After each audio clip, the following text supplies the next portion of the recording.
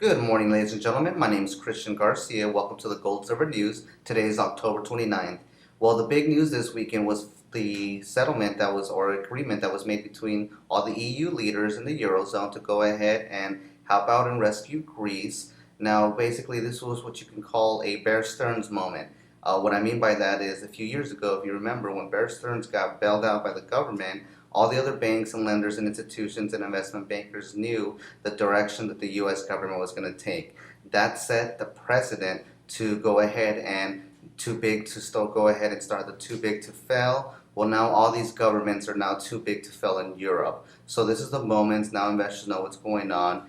And let's go ahead and look a little bit about the deal and see what it entails, okay?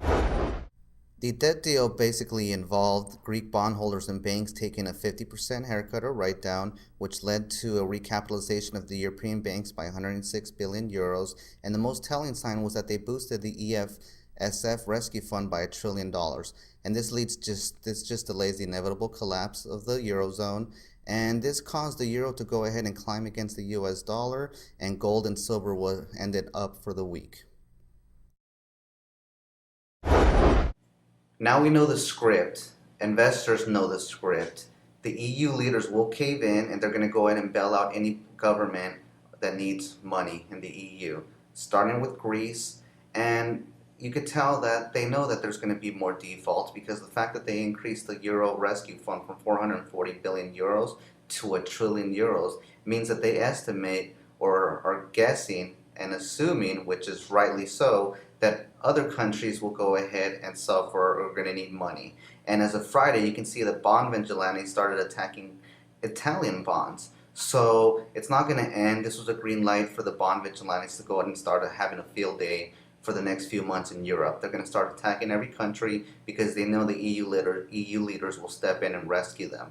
And it's talking about the EU leaders.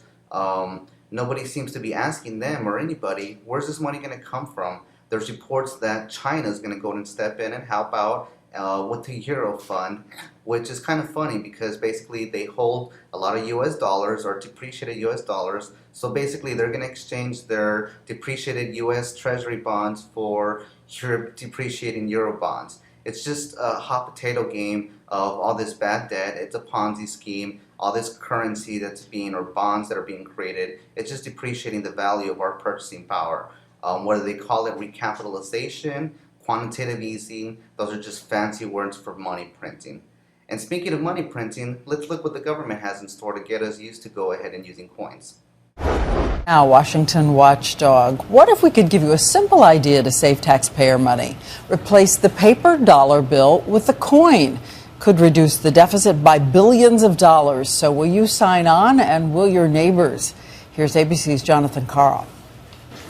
Dollar bills. We all use them, of course, but those paper dollars are wasting our money. We could save a lot of money if we went to a coin dollar, period. The problem? Paper dollars wear out quickly. Each and every bill needs to be replaced every 36 months or so. At 7 cents per bill, it adds up. A recent government report says eliminating the dollar bill and replacing it with the more durable dollar coin could save $5.6 billion over the next 30 years. In fact, the government is already making nearly $2 million coins every day, as we found on a recent trip to the Mint in Philadelphia. But right now, nobody seems to use them. Here at the Federal Reserve in Baltimore, you see the coins packed in plastic bags, stacked on top of each other, aisle after aisle. Millions and millions of dollars in dollar coins just sitting there. We consumers are the problem. As long as the dollar bill is around, most people just won't use the dollar coin. So you have to eliminate the dollar bill. Shocking, but yes. Now, if you look at the distribution of investor global holdings by asset class as a percentage, and if you look at the total percentage of mining shares and gold held as an asset class in different eras, you can see that they're at the absolute lowest they've ever been. Now let's look at the total of gold and silver eagles coins that have been sold and why you need to get as many as possible.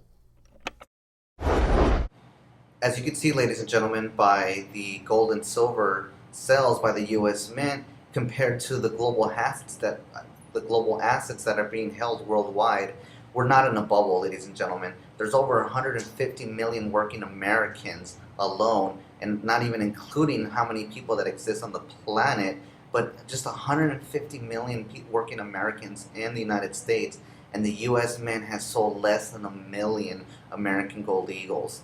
And if you look at their Silver Eagles, they've sold some 30 plus million ounces. So we are not in a bubble, ladies and gentlemen. If you look at the YouTube views, and if you look at Mike Maloney's debt collapse video, case for $20,000 gold, you can see that he's only has at the most 300 and some thousand views. If you look at the news updates that we generate here, you're looking at an average between 5,000 to 7,000 views. People don't know what's going on. We will be the 1% once this greatest wealth transfer happens, like Mike Maloney happens.